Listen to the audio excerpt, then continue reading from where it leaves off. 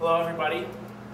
Elections are an interesting time of the year. Many candidates campaign on the SAC not meeting expectations, being poorly organized, and lacking the ability to execute the will of the students. The problem with the SAC is less about bylaws, communication, or Paul Rasbach, and it's more about retention.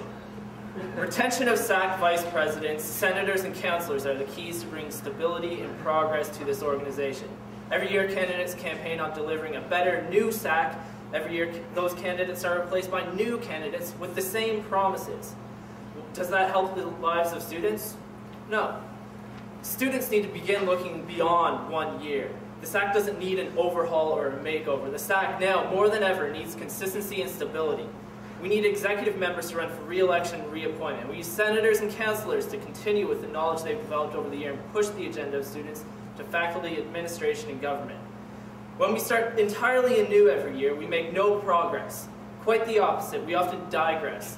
The university knows this, the faculty knows this, the government knows this. They use it to their advantage, and why wouldn't they? This is how the university gets away with packing people into triple rooms and residence. The same applies to our provincial lobby efforts. The NBSA has been very lucky to have people participating for 2, 3, 4 years in that organization. That's how they achieved some of the great things they did in the 2009 budget. Makeovers, facelifts, overhauls don't help with lobby goals. Consistency, stability, familiarity is what helps us succeed lobbying the provincial government, the municipal government, the university, and perhaps after this year, the federal government. The MBSA is an issue on its own. We have been graced in the MBSA with dedicated students who stayed on for multiple years. Many of these students are finishing off this year, and we're going to have a lot of new faces around the board at the MBSA level.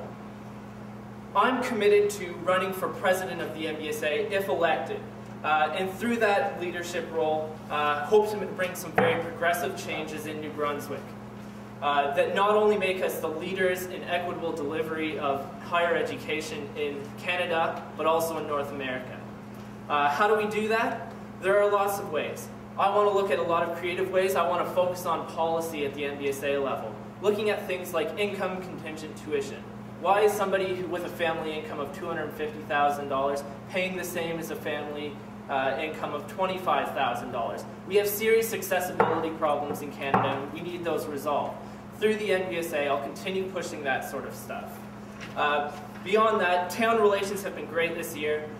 We've been working a lot with closing that divide between students in the town. I did so with reworking the Sackville community and student brochure that they sent out at the start of the year. I'm also advocating for joining CASA, rewriting the University Act to increase student representation on the board and the Senate.